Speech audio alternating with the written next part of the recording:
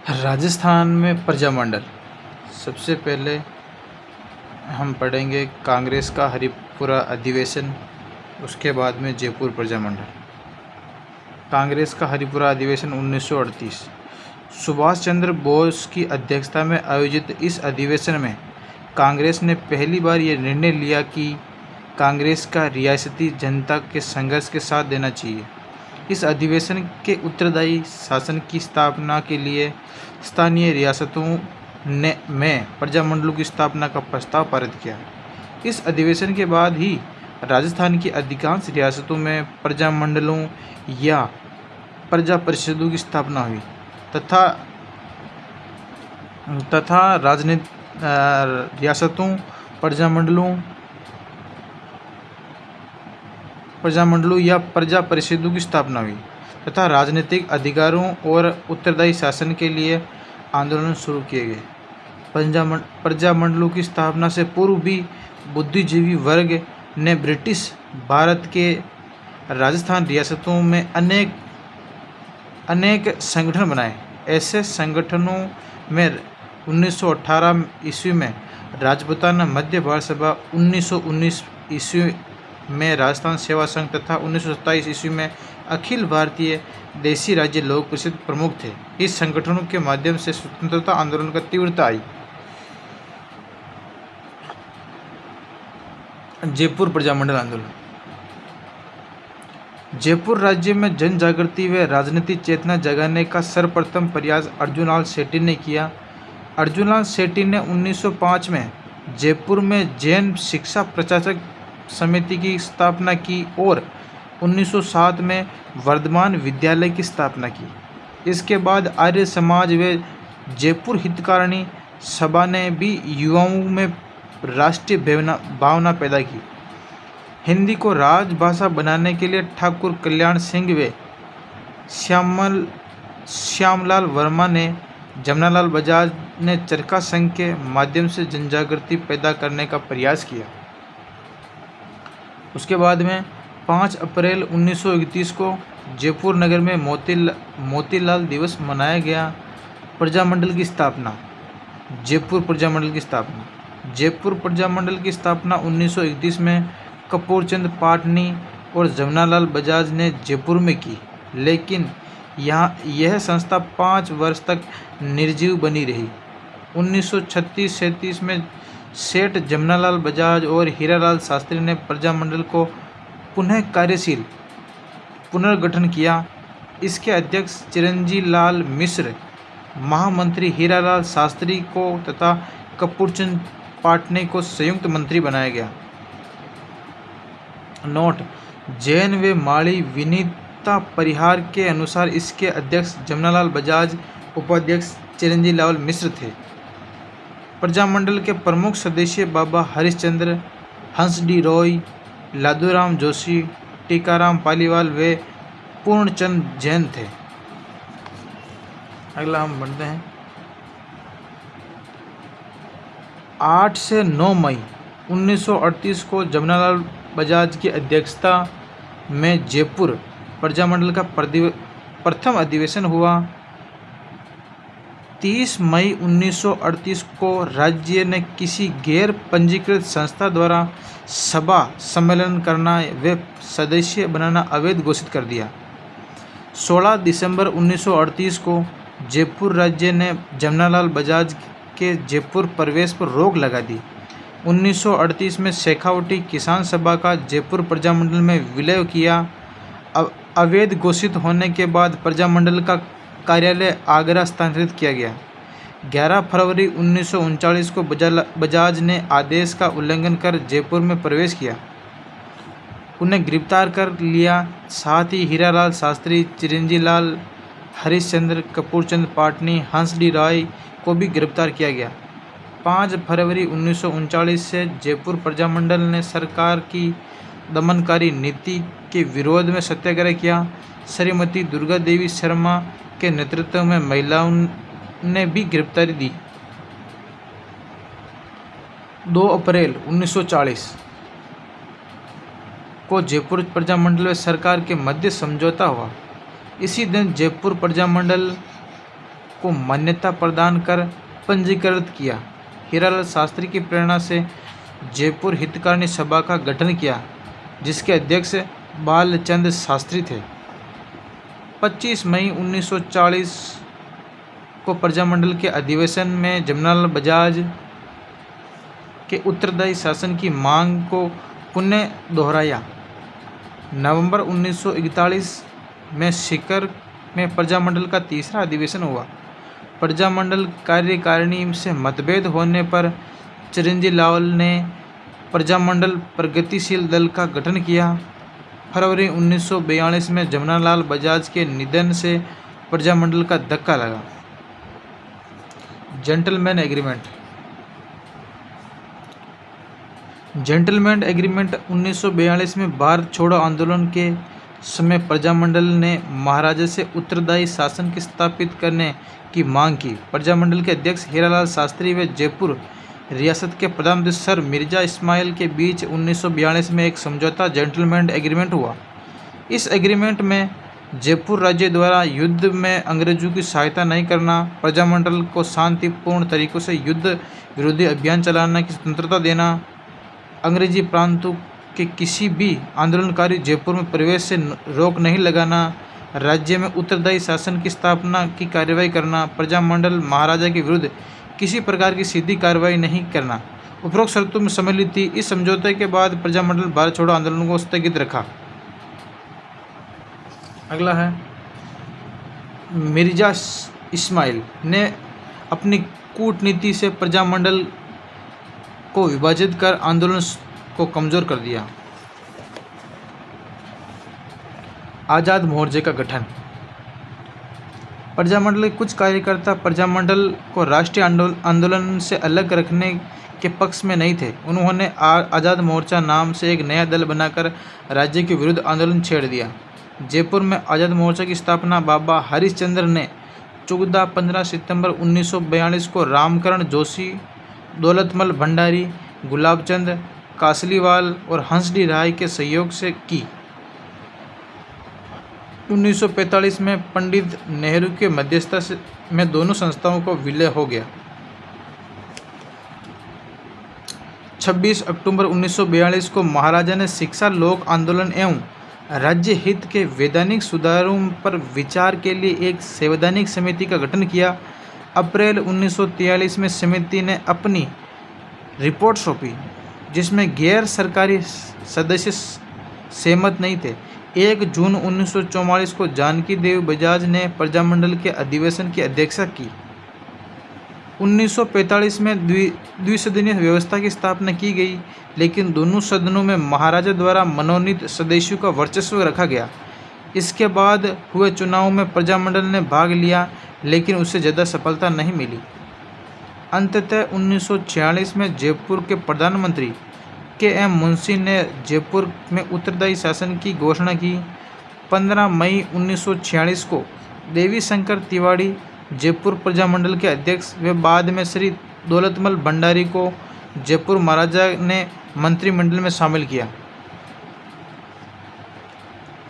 24 जुलाई 1947 के दिन जब नरेंद्र मंडल की सभा हुई तो जयपुर नरेश ने ये घोषणा कर दी कि भारतीय संघ में सम्मिलित होंगे। चलिए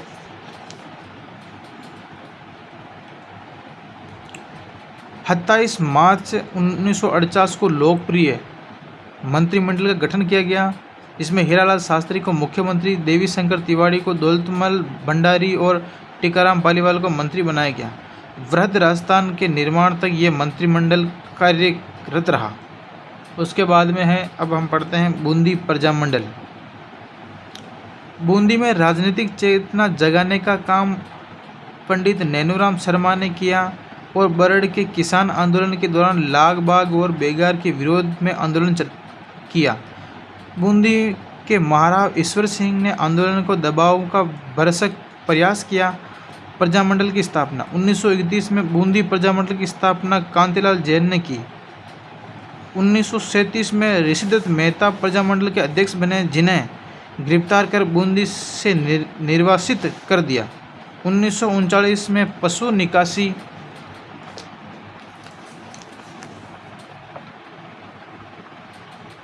पशु निकासी व ज़कात को लेकर प्रजामंडल ने आंदोलन किया। 1940 में ऋषिदत्त मेहता ने पुनः बूंदी लौटकर आंदोलन को गति प्रदान की। ठीक है। 1942 को भारत छोड़ो आंदोलन के दौरान ऋषिदत्त मेहता, नित्यानंद नागर व ब्रिज शर्मा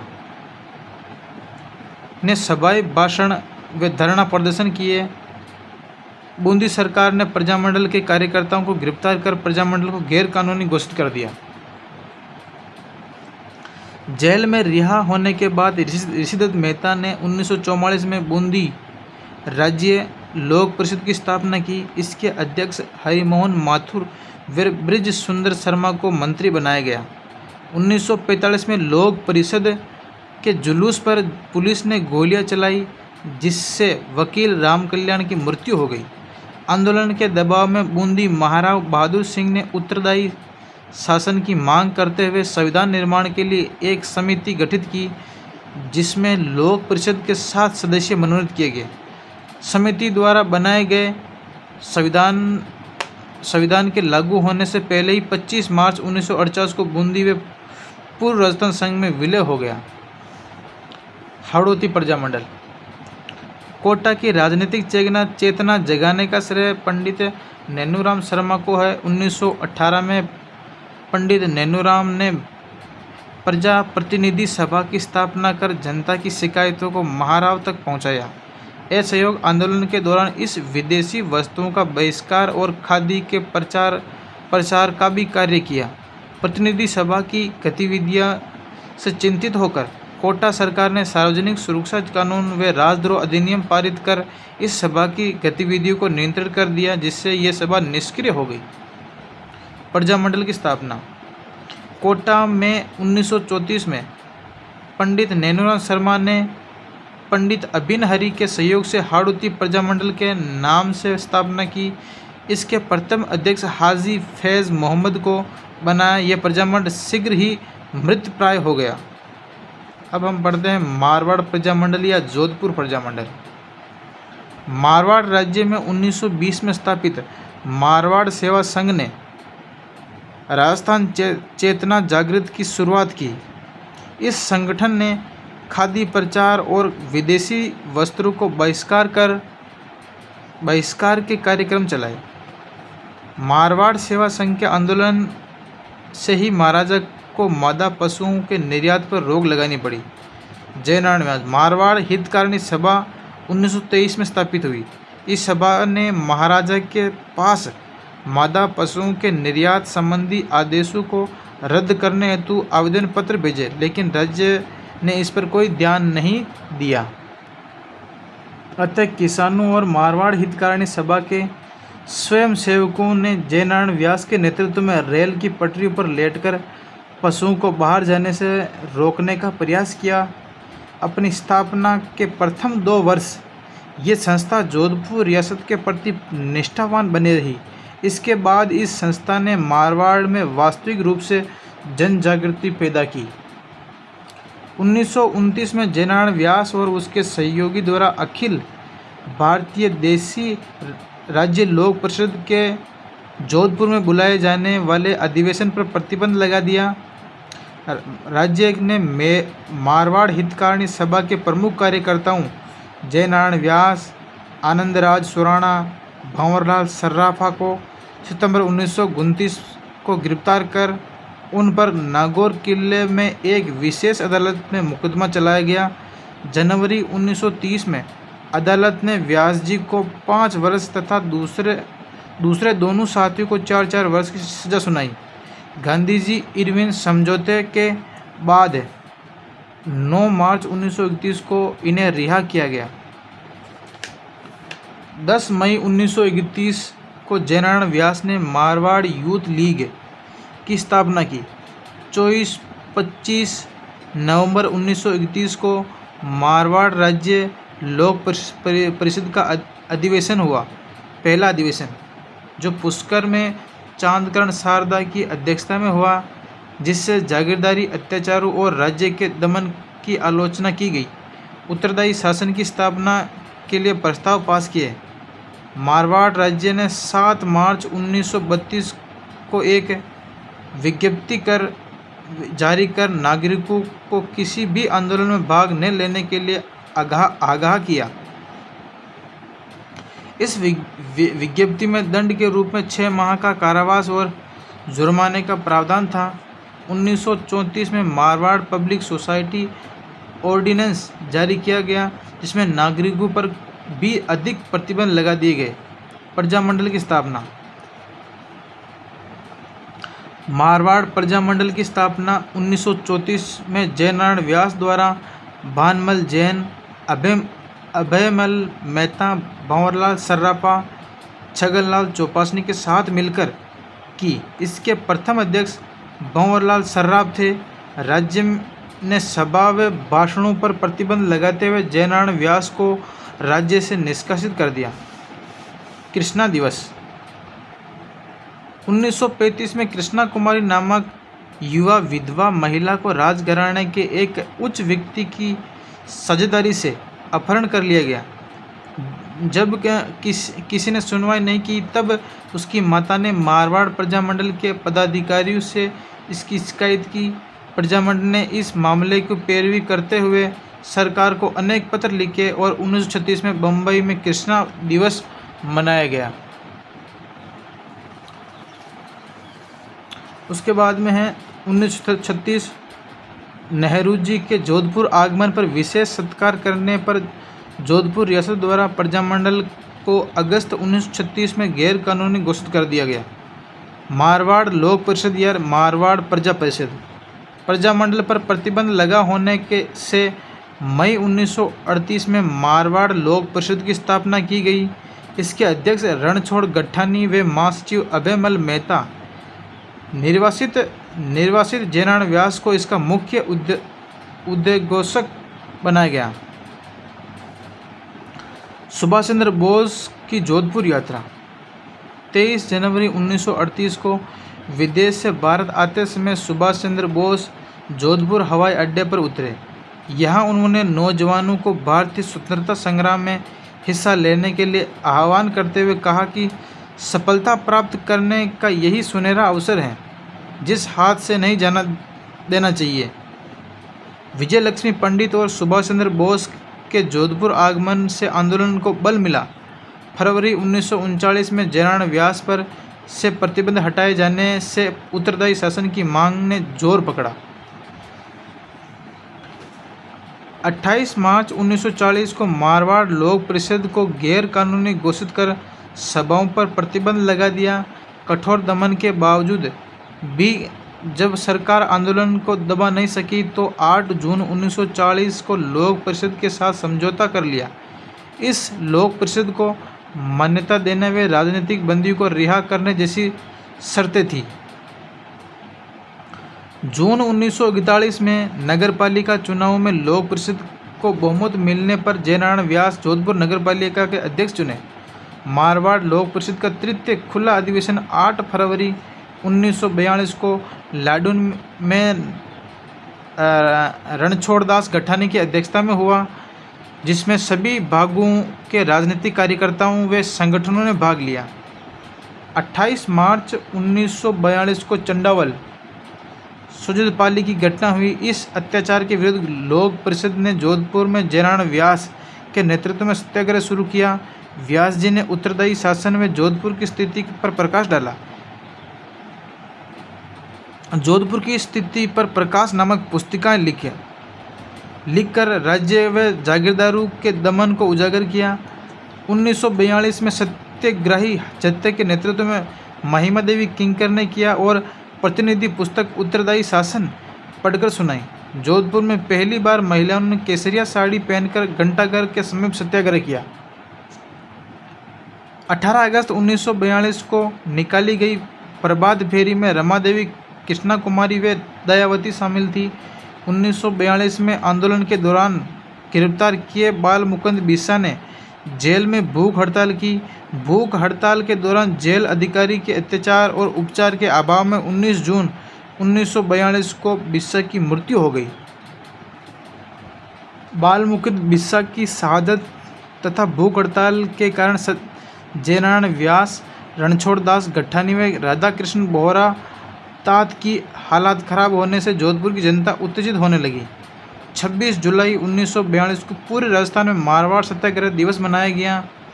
अगस्त 1942 को भारत छोड़ो आंदोलन शुरू होते ही लोक परिषद के कार्यकर्ता करो या मरो के नारा के साथ आंदोलन में कूद पड़े। मारवाड़ में विद्यार्थियों ने भी इस आंदोलन में क्रांतिकारी गतिविधियों का अंजाम दिया। 25 सितंबर 1942 को दमन विरोधी दिवस मनाया गया और शाम को बड़ा जुलूस निकाला। इस जुलूस के नेतृत्व हरिभाई किंकर, श्रीमती सूरज देवी माथुर, सावित्री देवी कर रहे थे। मई 1944 में सरकार के साथ समझौता के बाद सभी राजनीतिक बंदी रिहा हो गए। नवंबर 1944 को जोधपुर नगरपालिका चुनावों में लोक परिषद को बहुमतता मिली। द्वारकादास पुरोहित नगरपालिका के अध्यक्ष चुने।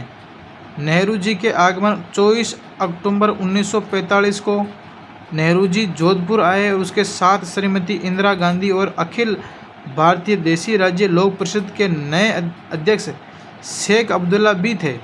नेहरू जी के सभा में करीब 1 लाख लोग एकत्र हुए, जो जोधपुर नगर के इतिहास में असाधारण घटना थी। जोधपुर महाराजा उमेश सिंह ने नेहरू जी से एकांत में राजनीतिक विचार विमर्श किया। नेहरू जी की सलाह पर महाराजा ने सर डोनाल्ड फील्ड के साथ स्थान पर इलाहाबाद संभाग के आयुक्त C.S. वेंकटाचारी को मुख्यमंत्री के पद पर नियुक्त किया गया। सुधालकर रिपोर्ट। मई 1944 में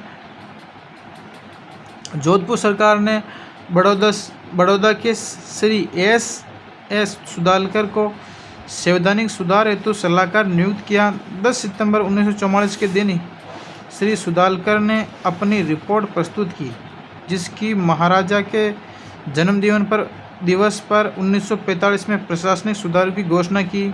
इस योजना में 69 सदस्यों से गठित विधानसभा का प्रावधान था, लेकिन 69 सदस्यों वाली प्रतिनिधि सभा पर महाराजा एवं मुख्यमंत्री का नियंत्रण ही रहा।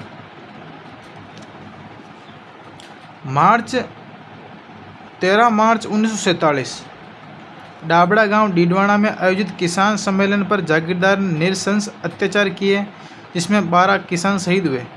जून 1947 में महाराजा उमेश सिंह की मृत्यु के बाद उसके पुत्र हनुमंत सिंह शासन बने। उन्होंने प्रधानमंत्री वेंकटाचारी को हटाकर अगस्त 1947 को उत्तरदायी शासन के स्थान पर सामंती मंत्रिमंडल बनाकर अपने चाचा अजीत सिंह को मुख्यमंत्री नियुक्त कर दिया। जयनारायण व्यास ने 26 जनवरी 1948 से जन आंदोलन शुरू करने की घोषणा की। अंततः दबाव में 3 मार्च 1948 को जयनारायण व्यास को प्रधानमंत्री तथा मारवाड़ किसान सभा के नाथुराम मिर्धा को कृषि मंत्री बनाया गया। उसके बाद में सिरोही प्रजामंडल। सिरोही क्षेत्र में सबसे पहले गोविंद गुरु ने वे बाद में मोतीलाल तेजावत ने जनता को अपने अधिकारों के लिए संगठित होकर विरोध करना सिखाया। सिरोही के कुछ उत्साही युवकों ने बम्बई में 1934 सिरोही प्रजामंडल की स्थापना की। बम्बई में सिरोही प्रजामंडल की स्थापना वृद्धिशंकर त्रिवेदी ने की। इसके प्रथम अध्यक्ष भीमशंकर शर्मा थे, लेकिन इस प्रजामंडल के गठन से कोई विशेष परिणाम नहीं निकले।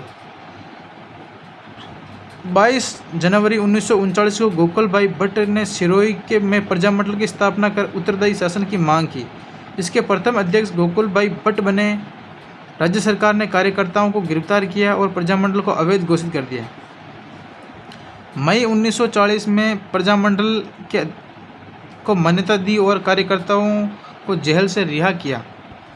1942 में भारत छोड़ो आंदोलन के दौरान प्रजामंडल ने सिरोही महाराव अंग्रेज से संबंध विच्छेद करने की मांग की। सरकार ने गोकुल भाई भट्ट व कार्यकर्ताओं को जेल में डाल दिया और उनकी संपत्ति जब्त कर ली। इसके बाद प्रजामंडल में अनाज की निकासी को लेकर आंदोलन चलाया। 26 जनवरी 1950 को सिरोही का राजस्थान में विलय हो गया। अब है बीकानेर प्रजामंडल। बीकानेर में सर्वप्रथम जन जागृति पैदा करने का श्रेय स्वामी गोपाल दास को है। स्वामी गोपाल दास ने चूरू में 1907 में सर्वहितकारिणी सभा की स्थापना की। 1913 में बीकानेर के महाराजा गंगा सिंह ने बीकानेर के प्रतिनिधि सभा का गठन किया। उस समय उत्तर भारत का एकमात्र उत्तरदायी राजनीतिक संस्था थी।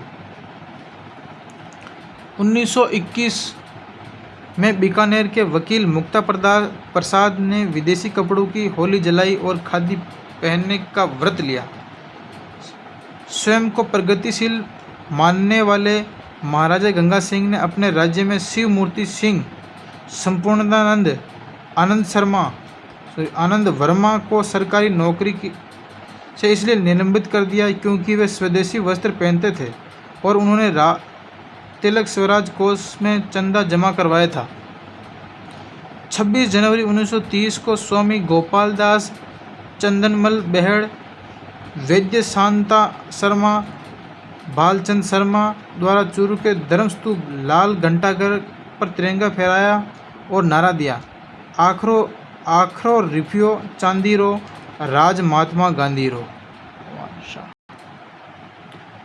1931 में महाराजा गंगा सिंह देशी रियासतों के प्रतिनिधि के रूप में द्वितीय गोलमेज सम्मेलन में भाग लेने लंदन गए। इस दौरान बीकानेर के राजनीतिक कार्यकर्ताओं ने बीकानेर एक दिग्दर्शन नामक 18 पृष्ठों की एक पुस्तिका छपवाकर गोलमेज सम्मेलन के सदस्यों में वितरित कर दी।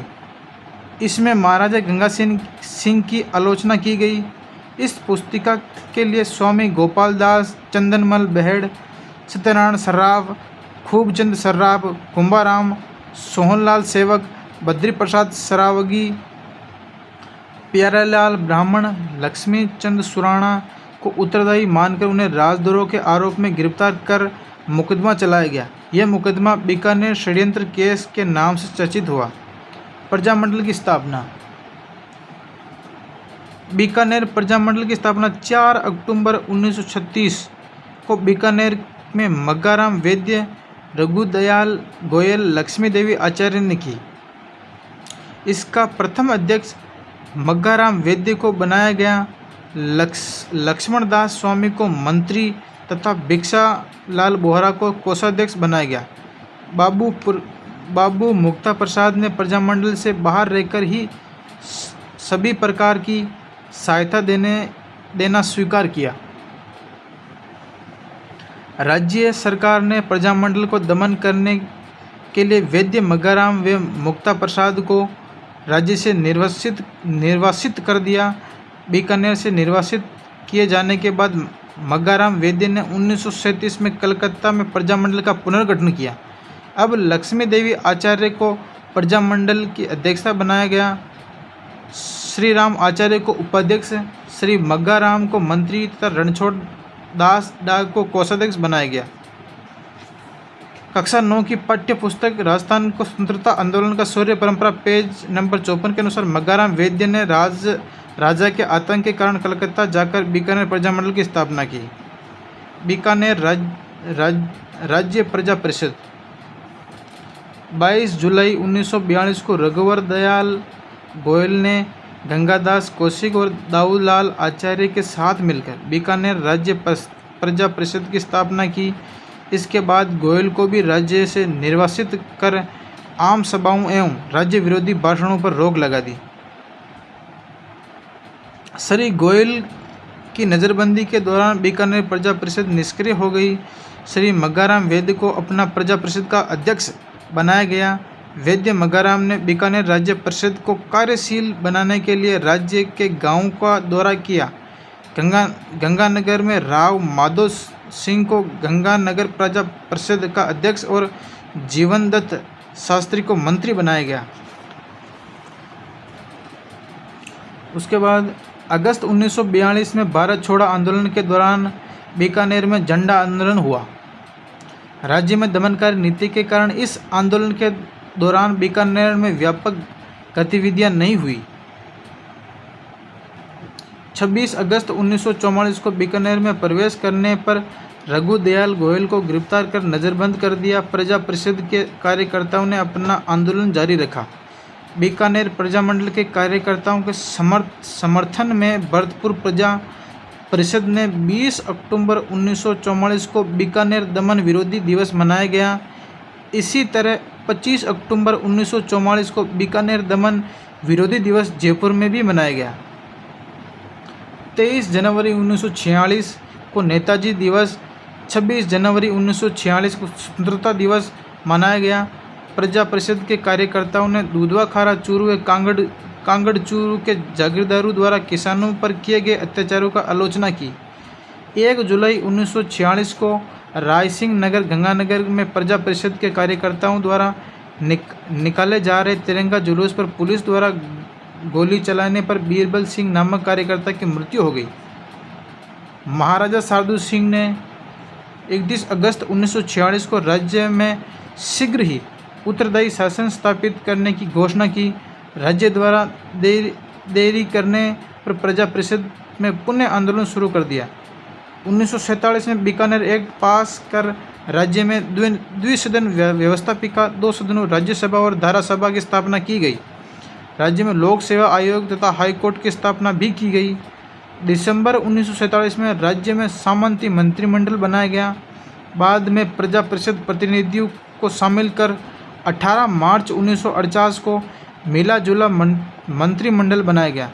30 मार्च 1949 को बीकानेर वृद्ध राजस्थान में शामिल किया गया। पंडित नेहरू ने बीकानेर में सर्वव्यापी दमन के बारे में कहा। जहां शादी की कुमकुम पत्रिका राज्य से सेंसर करानी पड़ती है, उस राज्य का शासक इंसान नहीं हैवान है। बीकानेर राज्य में नादिरशाही पुस्तक विजय सिंह मेहता ने लिखी। धन्यवाद।